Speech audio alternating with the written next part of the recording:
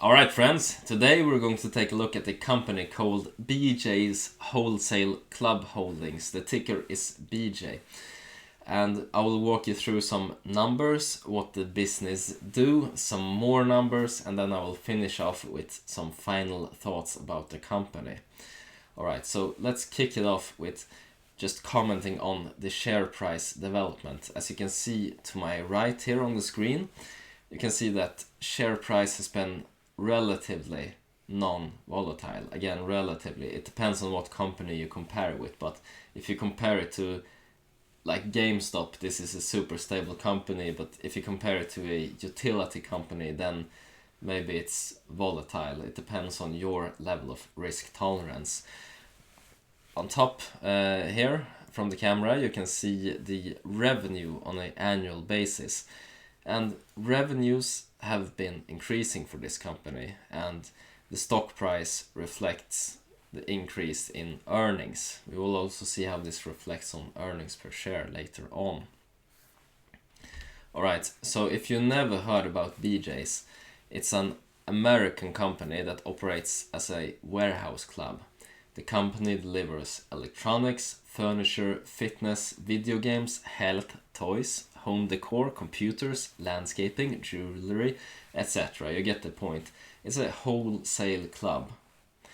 And they operate on sort of a membership basis, so you get special discounts, such as if you're a part of the Inner Circle membership that costs $55 per year. Then you get some special perks. It's basically a way to sort of collect all the purchases of an individual to a certain place. Think of Amazon Prime. If you pay for the Prime membership, you don't get shipping, stuff like that. We see this trend. So they're trying to collect all the purchases of consumers in their wholesale club. They also operate towards small businesses. But as we can see, it's quite a profitable business model to do this. Alright, so EBITDA and liabilities. Now, just to comment on EBITDA, this is basically how profitable the business is. It stands for earnings before interest, taxes, depreciation, and amortization. So if you have a piece of heavy machinery, you can say, well, this year this is worth 20% less. So you make a depreciation, and then you pay less taxes basically as you write that off against results. This is just look at how profitable is the core business. Let's say you sell a lollipop. It costs $2 to produce. You sell it for $4, and then you have sales expenditure of $1. You get $1 EBITDA. And then after that you have to pay taxes, etc. You can do some accounting tricks. That's why I like EBITDA. It's just look at the core business. How has it been going? And if we look on an annual basis, year over year, we can see that EBITDA is steadily increasing.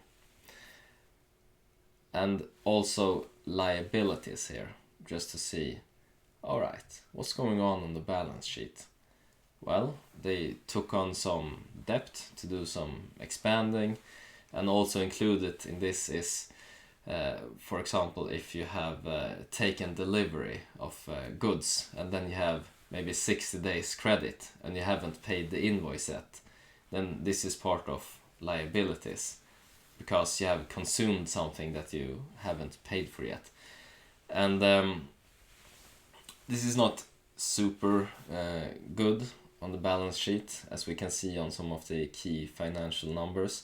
However, it's not terrible either, but more on that aspect later when I present some key financial ratios. And we will look at 3 areas when we talk financials today. We will look at profitability, valuation, and growth. And we have a lot of different metrics on each. But on this slide, I have chosen to bring up 3 specific metrics, 1 for each category. And on profitability, I have chosen to look at return on equity. and the calculation there came out at 131%, and that's among the best returns in the whole industry. It really outperforms the industry average. So some great profitability in this company. Alright, what about valuation? Is the stock fairly priced? Well, if we compare the price to earnings ratio to the industry average of about 25, we can see that the valuation is fairly cheap. This is still a cheap company. It has a P ratio of 14, so it's fairly valued. And then again, let's take a look at growth. This is very important to the growth investor. If you're a dividend investor, maybe you don't care about this aspect as much. But for growth investors, earnings per share has grown by an impressive 111% over the past year. Quite good numbers, right? Really spectacular results. Really makes you want to buy this company, right? Well, it's time for just a cheeky little lesson. Same numbers, once again. Earlier I mentioned that I chose to bring up a few key financial measurements.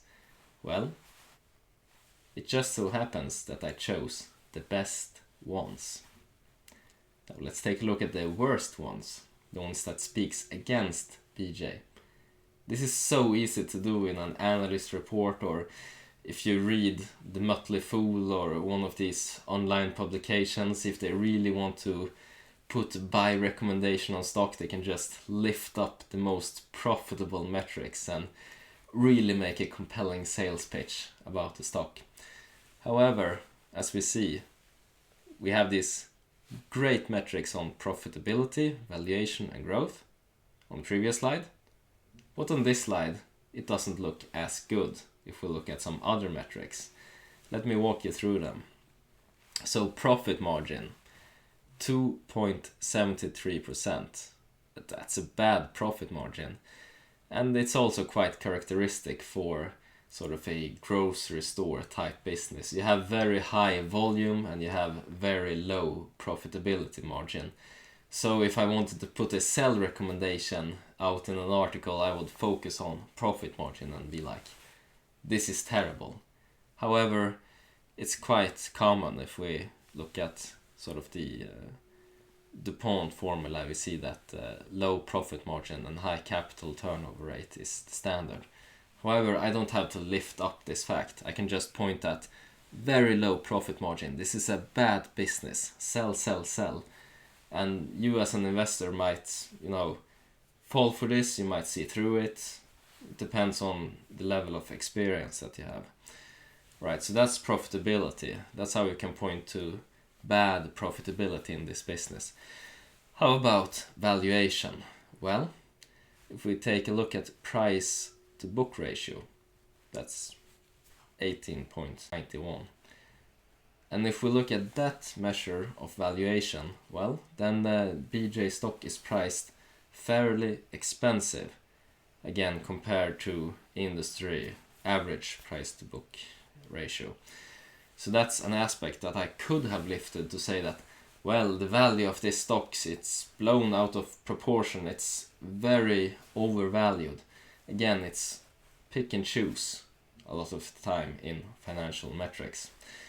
And for the growth investor, I can say that earnings per share growth is decreasing. And in the next 2 years, the growth will be less than in the last year.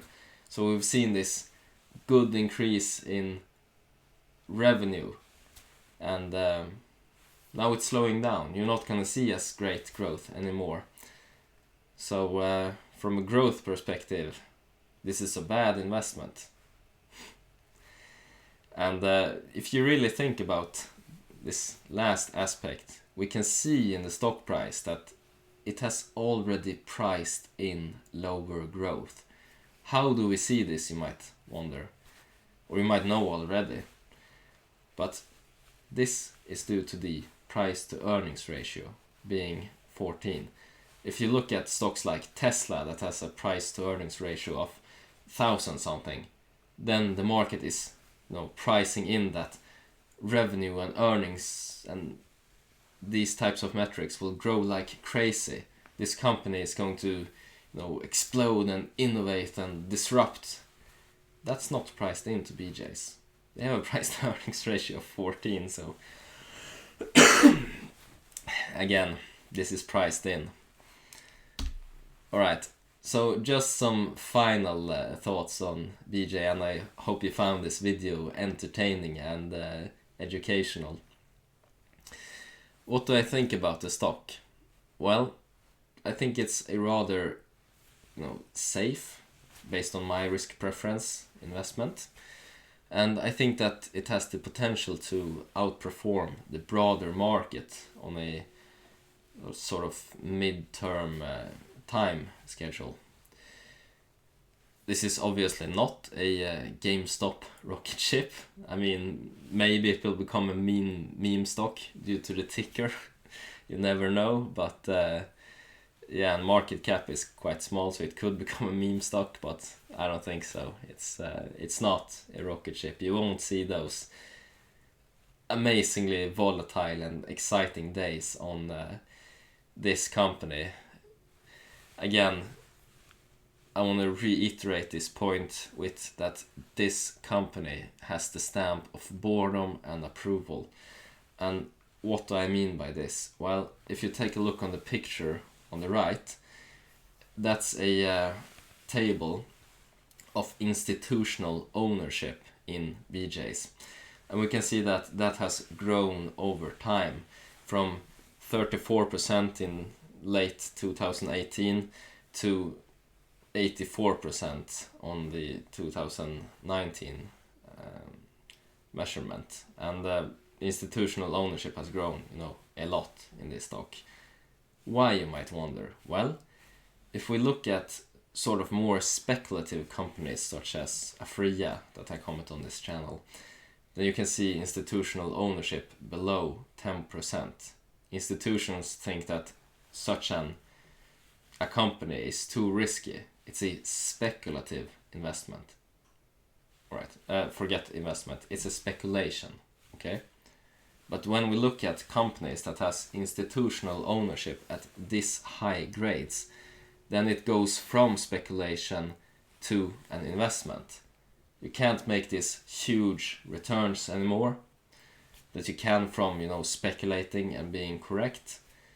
But again, it's a risk trade-off, so it's not as much risk in this company as it would be in a more speculative investment. It's a wholesale business, and that gives some cyclical protection. You're always going to need, food, gas, diapers, these types of basic products that can be found at BJ's. So it's not super dependent on if it's good economy or bad economy. It's not a cyclical company, we call that in economics. And again, risk, it's very manageable. I would be comfortable enough to place, the money of a family member in this company. It's very investment grade. And the final point here on my, final thoughts on BJ, it's about the market cap, and it ties back into why I think BJ will outperform the sort of broader market index on the mid-term. This is a relatively small company if you look at market cap. And for a small company, it's a lot easier to operate and maneuver and grow faster than these super big companies that usually conducts the index. And you can look on this for yourself. If you compare a small company fund to an index fund over time, you can see that the small company fund usually outperforms, but it's much more volatile. It's much more risky. Alright, so that has been my thoughts on BJ's Wholesale Club. Invest safe, friends, and I hope you make a lot of money.